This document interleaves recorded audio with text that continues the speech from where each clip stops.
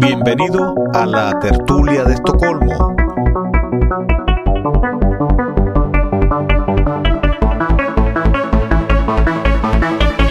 Donde hablamos de lo humano y lo divino.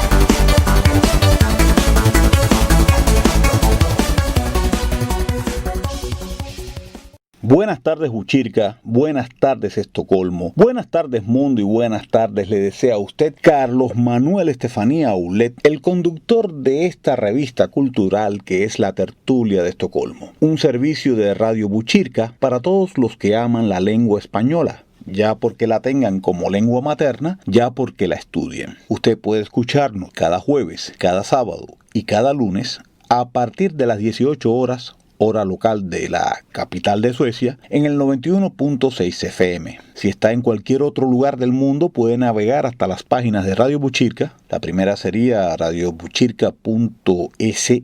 Este nombre de Buchirca, si se escribe en sueco, se escribe con una K y una Y.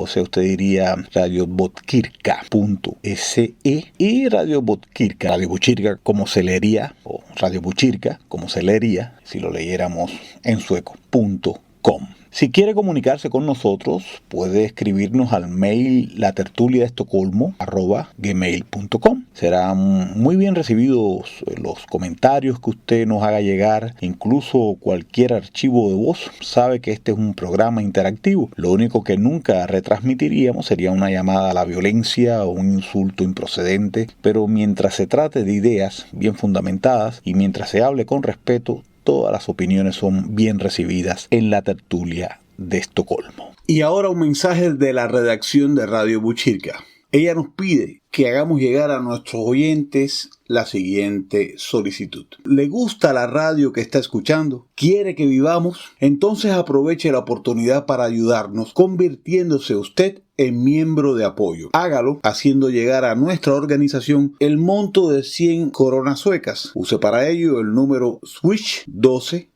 33 57 67 32. Repito el número de Switch de Radio Buchirca. 12 33 57 67 82. De más está decir que estas 100 coronas se emplearían solamente en apoyar los pagos por gastos de emisión y local, no para lucro, ni siquiera salario de quienes hacemos y haremos este programa mientras tengamos recursos necesarios. Gracias por su donación.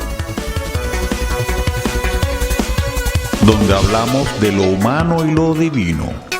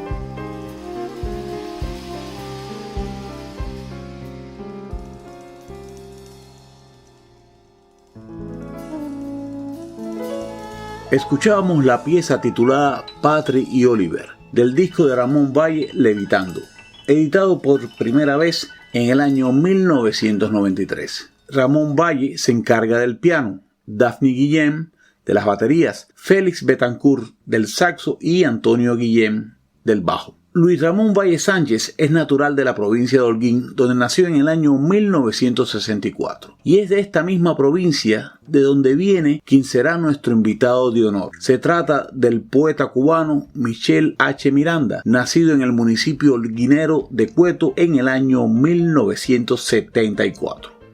Hoy en día, Miranda vive en Fayetteville, Arkansas, y junto con su mujer, la periodista y profesora Marta Montejo, son muy activos en las redes sociales donde abordan temas relacionados con la literatura. Fue allí que mi mujer los descubrió y ella me ha recomendado a este poeta como una figura interesante para quienes escuchan la tertulia de Estocolmo. He comentado el asunto con nuestro querido amigo Leandro Gasco y él, con la rapidez y eficacia que le caracteriza, ha entrado en contacto con el poeta holguinero, ha preparado una excelente entrevista y por supuesto una magnífica presentación que espero, vinculada a la música que vamos a escuchar del disco Levitando, permita que hagamos un programa que sea del agrado de todos los que lo escuchan. Que lo disfruten.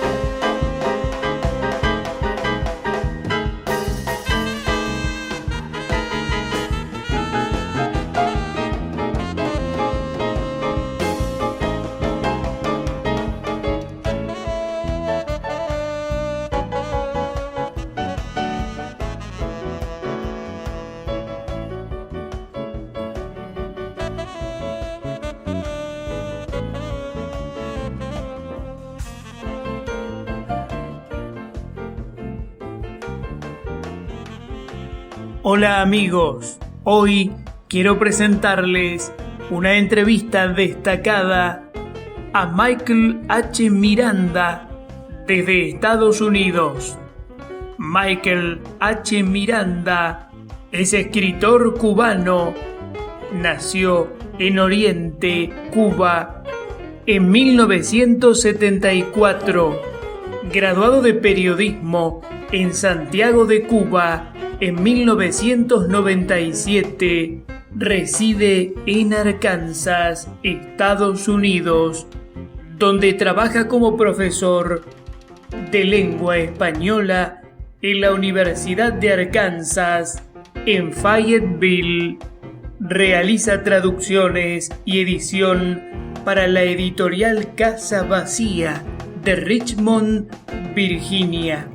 Michael H. Miranda obtuvo un doctorado en literatura por la Universidad de Texas, College Station, Texas, en 2016.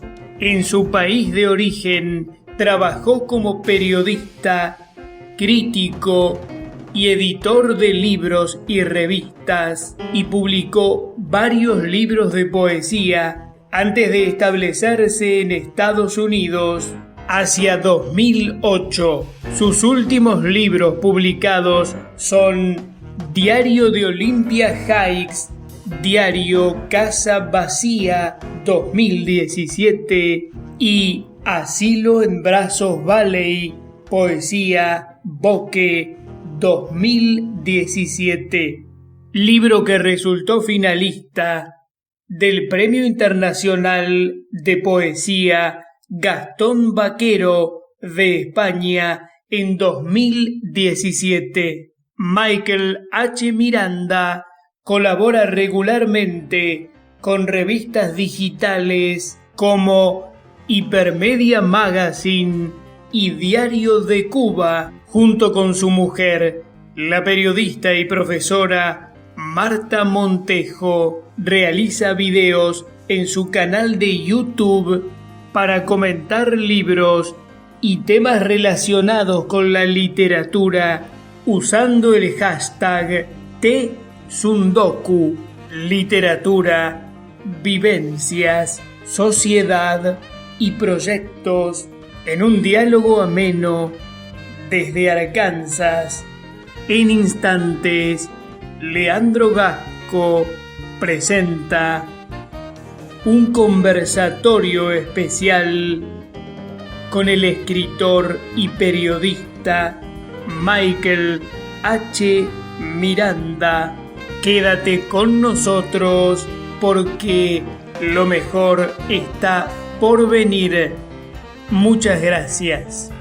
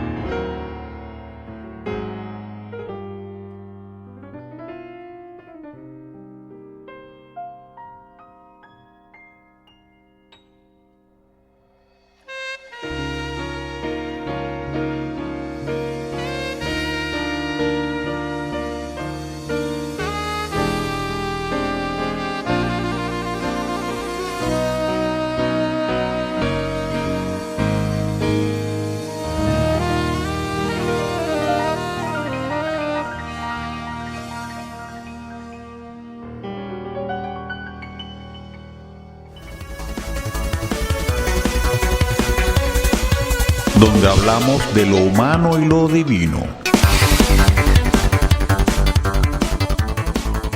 Con el saludo para Carlos Manuel Estefanía y los oyentes de la tertulia de Estocolmo, el magazine radial en español que hacemos desde Estocolmo al mundo por FM 91.6 MHz, Radio Buchirka, y como bien gestó la querida Milvia, hoy para Leandro Gasco es un gusto reconocer y entrevistar al poeta, escritor, periodista, profesor universitario Michael H. Miranda.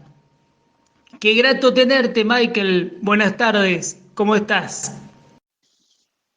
Estimado Leandro, estimados oyentes de la emisora, un saludo muy afectuoso de mi parte. Espero que podamos conversar durante un rato. Y bueno, comenzamos. Muchísimas gracias por adelantado. Tú resides en Arkansas, Estados Unidos, pero naciste en Oriente, Cuba. ¿Qué puedes contarme de tu tiempo en la isla, del ejercicio del periodismo y la edición de libros? Y considerando que Cuba está sometida a un adoctrinamiento castrocomunista continuado con Díaz-Canel y hay necesidades y presos políticos, ¿cómo se concretó tu salida y con qué realidad te encuentras en 2008 al llegar a Estados Unidos? Sí, bueno, lo has dicho muy bien, Leandro.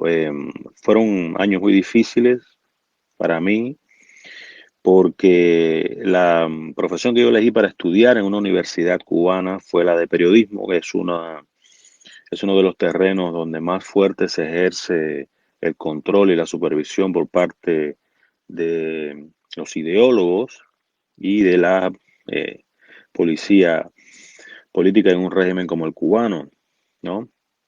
Lo curioso es que yo comienzo a estudiar periodismo con la idea muy juvenil de acercarme a la literatura, de tener esa especie de obligación de verme escribiendo todos los días, ¿no?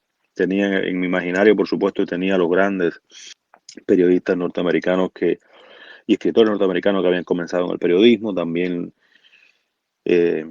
escritores, por supuesto, latinoamericanos que habían participado del boom y habían comenzado siendo periodistas. O sea, todo eso estaba en mi imaginario, pero realmente en Cuba era muy difícil concretar algo así. Y yo, en efecto, estudié en la universidad, me gradué y comencé a trabajar en un periódico porque era obligatorio pasar, aunque sea al menos 2 años, trabajando en un periódico que son los únicos que existen en Cuba, que son los periódicos controlados por el Estado, ¿no? Del cual el Estado es el único dueño y el único ente decisor, ¿no? Y bueno, en cuanto pude salir de ahí, pues me fui a una editorial y comencé a escribir literatura y a editar libros y revistas de corte completamente literario. También participaba en emisoras con programas de radio. Yo soy un gran apasionado de la música jazz y tuve programas de jazz en algunas emisoras y hacía comentarios de música cubana, música tradicional cubana, ¿no? Y bueno, así fue mi vida hasta que en el 2008 logré salir de Cuba. Yo debo decir que pasado el tiempo comencé a tener cada vez más problemas allí dentro por haber hecho revistas que no estaban muy de acuerdo, que no seguían la línea oficial de la cultura cubana. Y bueno, la última revista que se llamaba Bifronte, que la realizamos mi querido amigo Luis Felipe Rojas, poeta, y yo en el obispado de Holguín, ya fue el detonante, ¿no? Me sacaron del trabajo, de la editorial donde yo estaba trabajando, etcétera. Y da la casualidad que en ese momento llega, un proceso de reunificación familiar en el que mi madre estaba envuelta desde hace más de 10 años y yo logré emigrar con mi familia, ¿no? Para Estados Unidos. Sí, obviamente no es una visa de refugiado ni mucho menos, pero yo siempre me he considerado un refugiado político, un exiliado político, en tanto mis desacuerdos, mis desavenencias y mis oposiciones a ese régimen han sido siempre muy claras, ¿no? Y nada, en Estados Unidos he podido rehacer mi vida en todos los sentidos, como la mayoría de las personas. Al principio fue muy difícil, ¿no? La adaptación, la búsqueda de un trabajo que más o menos estuviera acorde con mis intereses, hasta que, bueno, por fin logré ingresar a una universidad, a estudiar un doctorado en Texas A&M, y actualmente me desempeño como profesor en una universidad aquí en el estado de Arkansas, muy en el Midwest americano. Nosotros somos en la tertulia de Estocolmo defensores del rico idioma español. Tú eres doctorado en literatura por la Universidad de Texas. ¿Cómo vivencias y qué rescatas de tu labor actual como profesor de lengua española en la Universidad de Arkansas? Bueno, actualmente me desempeño en efecto, como has dicho, como profesor de español en una universidad aquí en el estado de Arkansas, y realizo también, doy clases también avanzadas que incluyen la literatura, incluyen eh, el cine también, ¿no? Y bueno, eh, muchos temas que tienen que ver la enseñanza de la lengua española, la literatura, etcétera, ¿no? Sembrar un poco en los estudiantes el amor por una lengua que en casi un 100% no es la suya, y conocer un poco más sobre una cultura extraña, aunque no tanto, ¿no? Porque ya sabemos que en Estados Unidos hay una comunidad enormemente grande de hispanohablantes, que dice que hay más de 45 millones. Por tanto, es casi como, o es, no casi, sino justamente literalmente un país dentro de otro país, ¿no? De manera que la cultura anglófona y la cultura hispana, aunque continuamente eh, se notan las divergencias, ¿no? Porque culturalmente creo que hay bastantes disonancias, pero ciertamente la presencia hispana es muy fuerte, ¿no? Muy arraigada en todo el territorio norteamericano. Específicamente en el estado de Arkansas hay una comunidad hispana bastante grande, que ha crecido en los últimos 20 años, no era así antes, pero bueno, con el desarrollo industrial de esta zona, pues ha habido un crecimiento enorme de la población hispana, ¿no? Con ciertas especificidades, ¿no?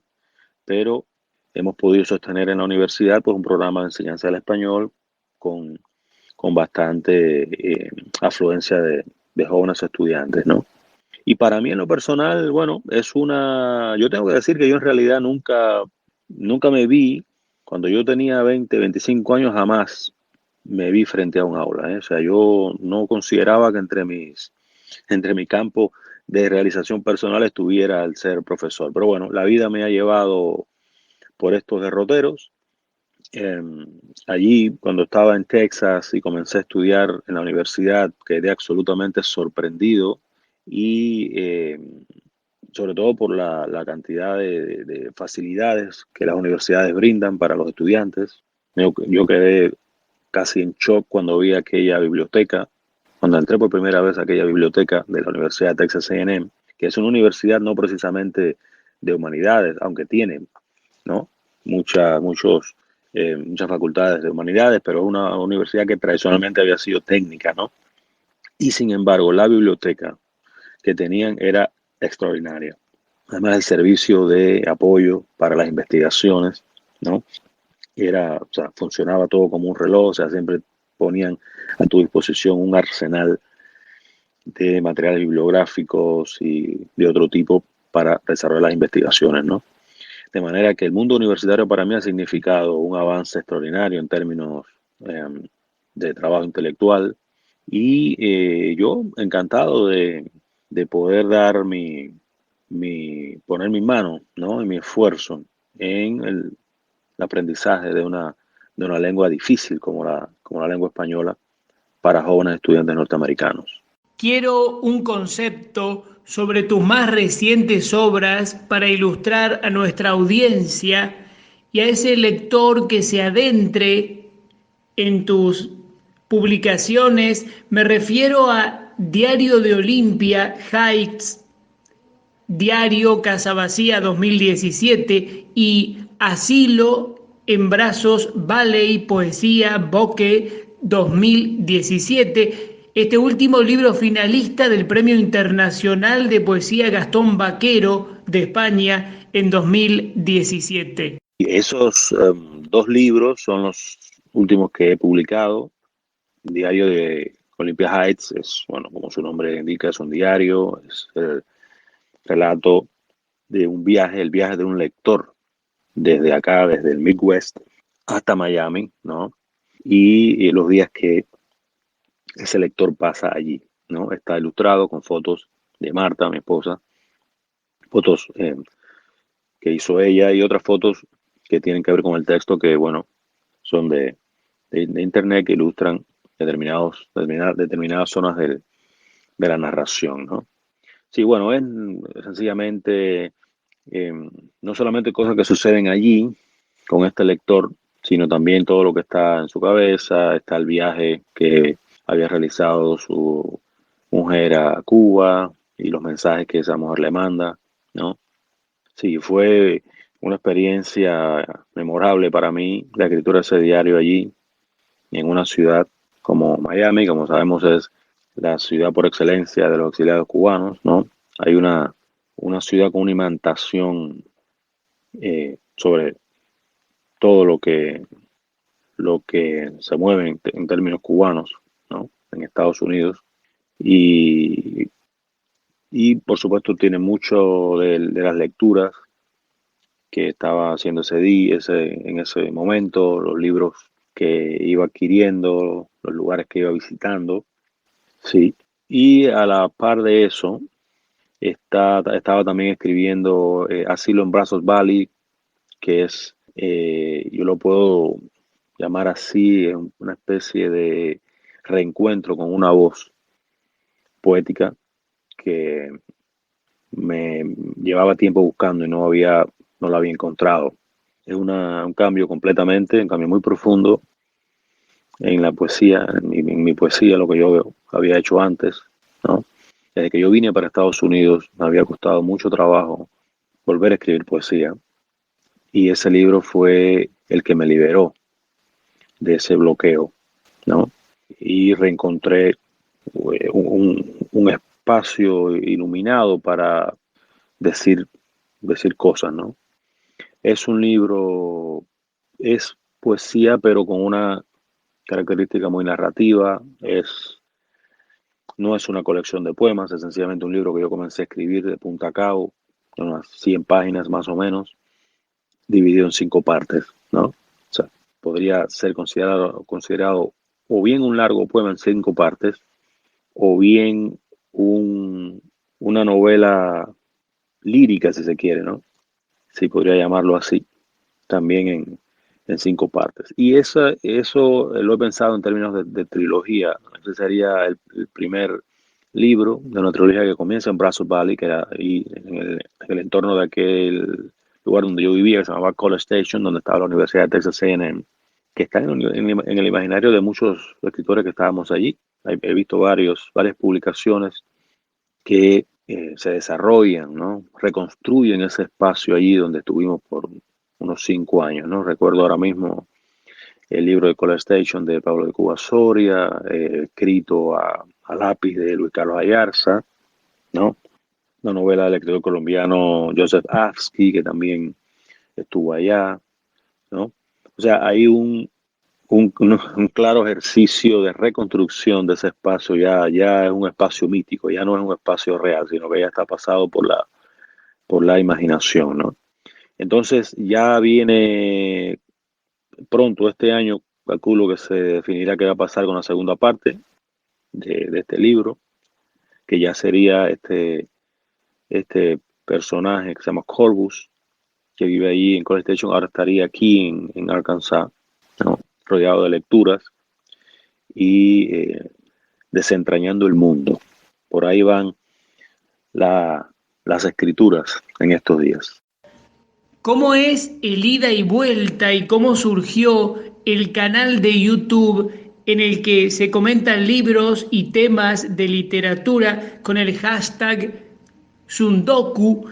¿Y qué puedes decirme de ese pilar de apoyo y de unión cultural que es tu querida mujer, la periodista y profesora Marta Montejo?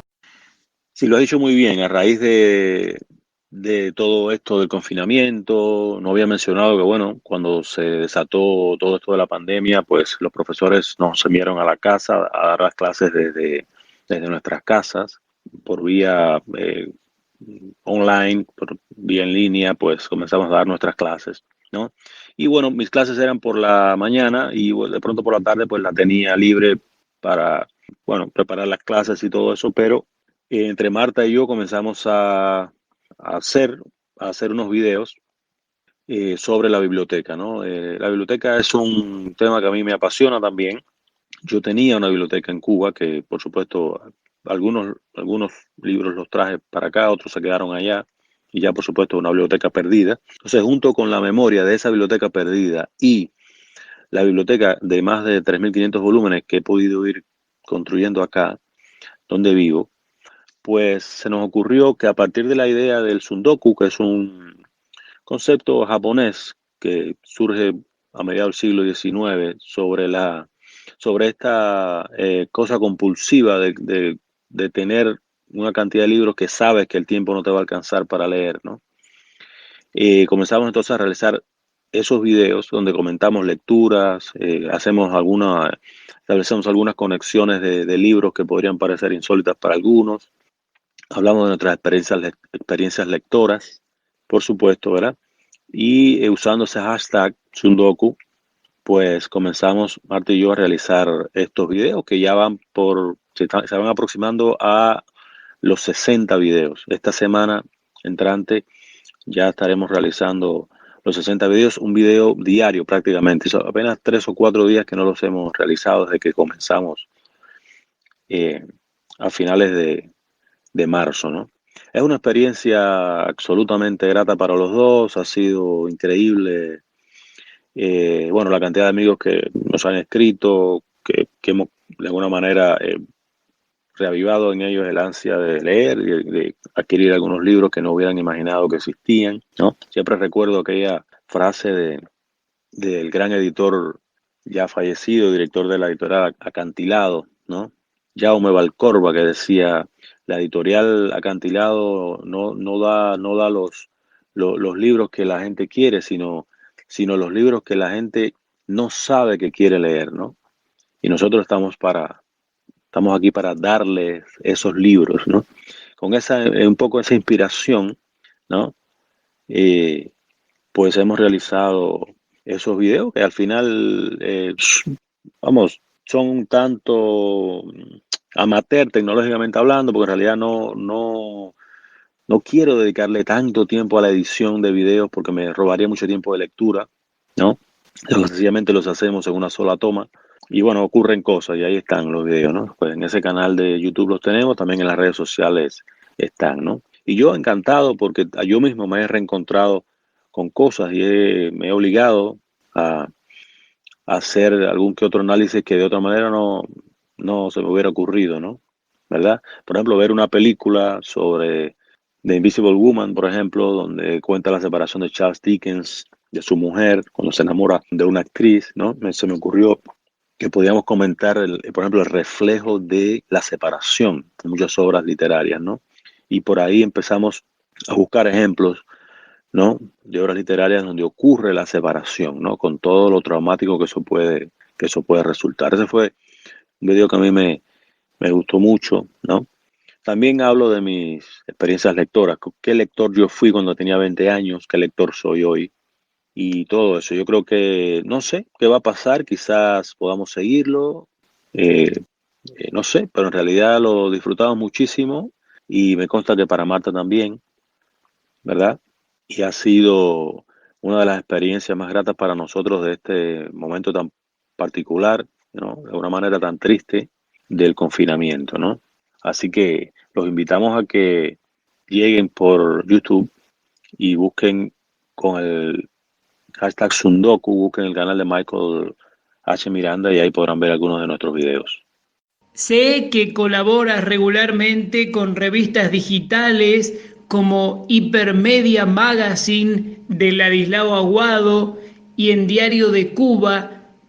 ¿Tienes algún proyecto en el que estás trabajando, un nuevo libro, sueños, anhelos de aquí en más?